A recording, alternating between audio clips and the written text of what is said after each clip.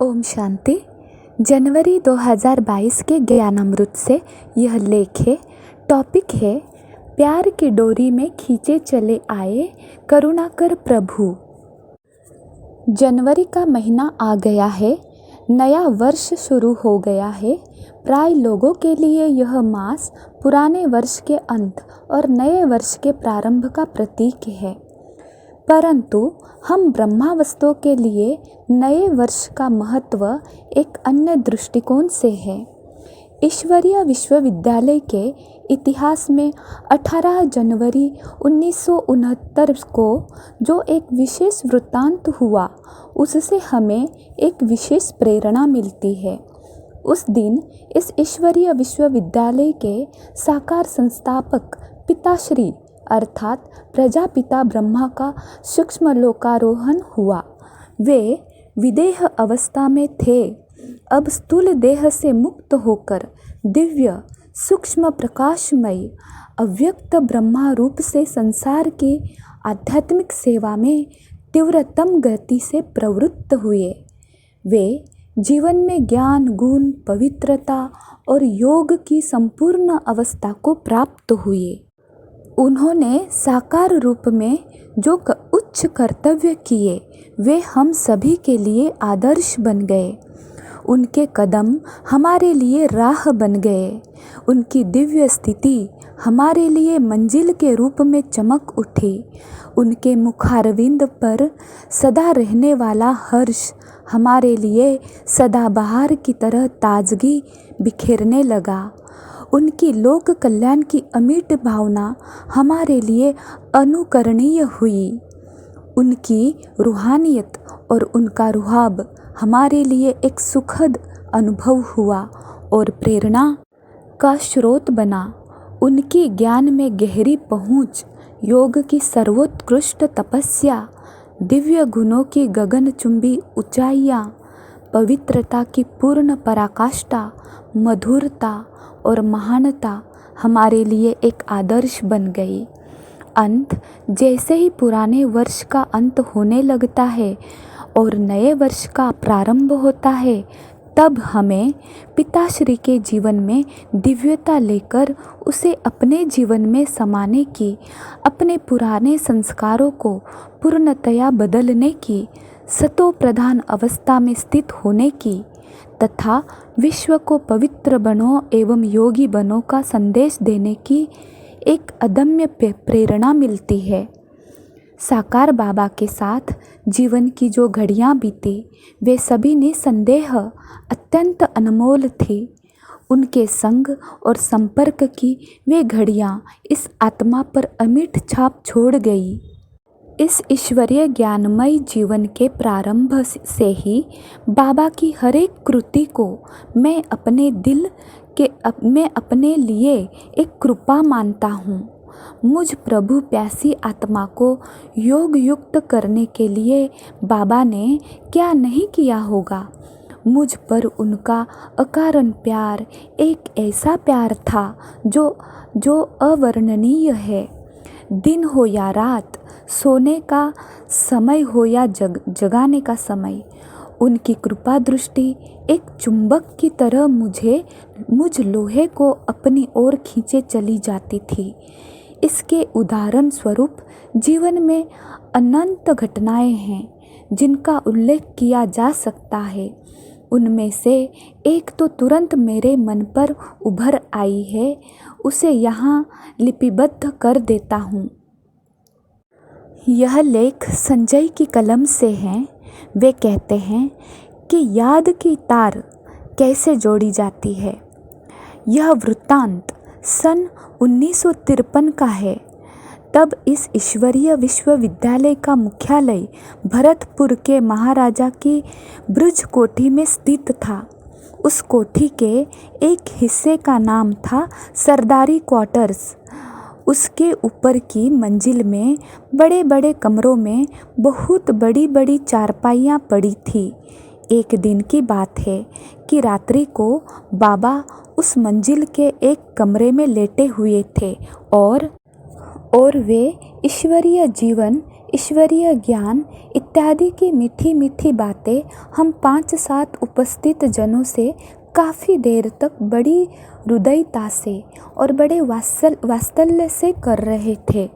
उन बातों से आत्मा को बड़ा सुख अनुभव हुआ और उनको सुनते सुनते योग में ऐसी स्थिति हुई कि मन करता था कि श्री मुख से यह चर्चा होती रहे ताकि यह आत्मा आज पूर्णत धुल कर योग की उच्चतम पराकाष्ठा का पारावार पा ले। इतने में ही जो वरिष्ठ बहनें मेरे साथ बैठी थी उन्होंने कहा, जगदीश भाई अब चलो, बाबा को आराम करने दो, काफ़ी देर हो गई है। मैं मन महसूस कर रह गया। अपने प्रियतम के आराम में खलखल कैसे डाल सकता था। बाबा ने मुस्कुराते हुए चितवन से कमल नयनों को विशेष आभा देते हुए मेरी ओर निहारा और मैं उस चित्र को मन के फ्रेम में जड़कर वहाँ से प्रस्थान करने लगा। एक विचित्र दशा थी। मन नहीं जाना चाहता था, बुद्धि जाने का निर्णय देती थी और टांगे इस असमंजस में थी कि वे मन की बात माने या बुद्धि की बात माने।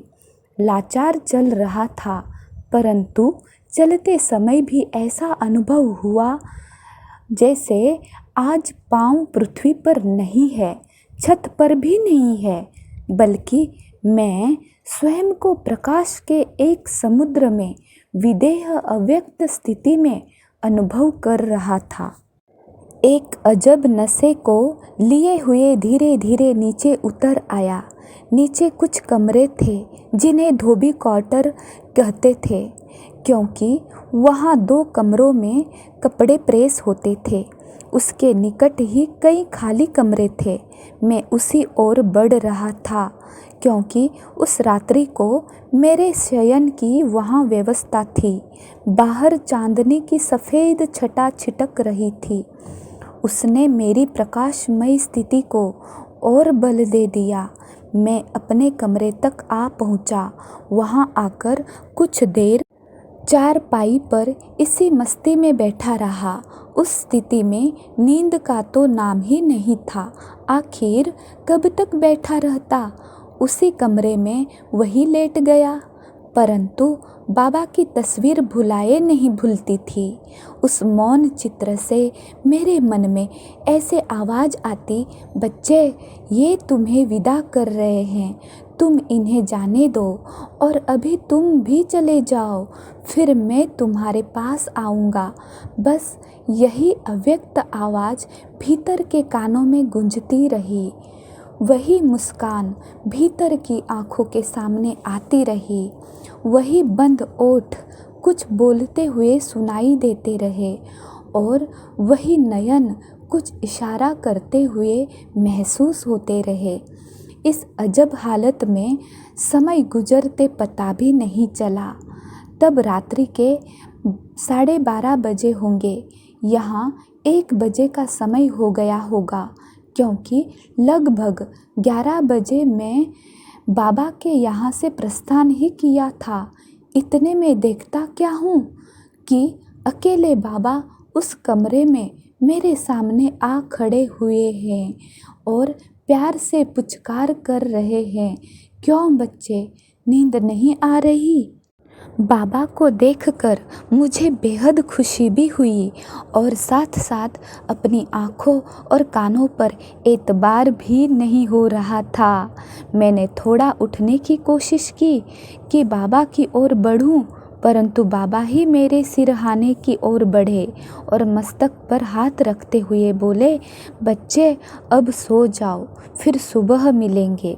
मुझे वह शिष्टाचार भी नहीं आया कि उठकर बाबा के कमरे तक साथ चला जाता, परंतु यह बाबा का ही प्रभाव था कि बस यादों में खोए हुए मुझ पर धीरे धीरे नींद ने अपनी चादर डाल दी। जब प्रात में उठा तो रात का वही दृश्य फिर याद हो गया।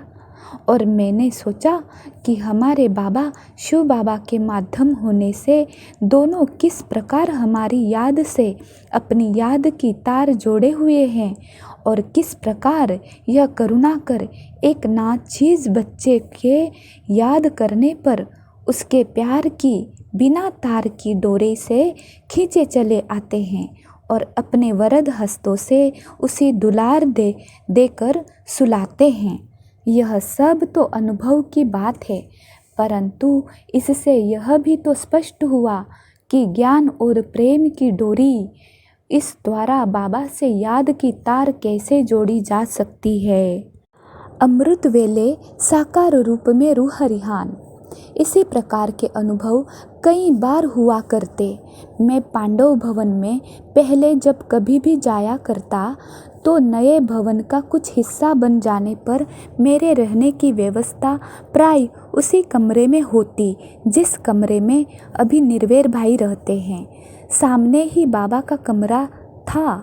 रात को क्लास इत्यादि समाप्त होने के घंटे 2 घंटे बाद तब तक भी बाबा के कमरे की लाइट जग रही होती।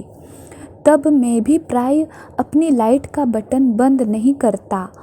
बहुत बार ऐसा होता कि बाबा लच्छू बहन, संदेशी बहन, संतरी बहन या जवाहर बहन जो उन दिनों वहाँ बाबा के साथ होती थी तो उनको कहते, देखो जगदीश के कमरे की लाइट जग रही है।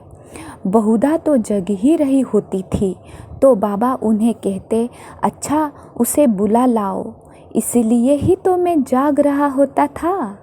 जब मैं बाबा के कमरे में पहुंचता तब वे कई बार खड़े खड़े ही दूसरे दिन के लिए कुछ आवश्यक निर्देश दे देते और कभी कभी अपनी चारपाई पर बिठा देते।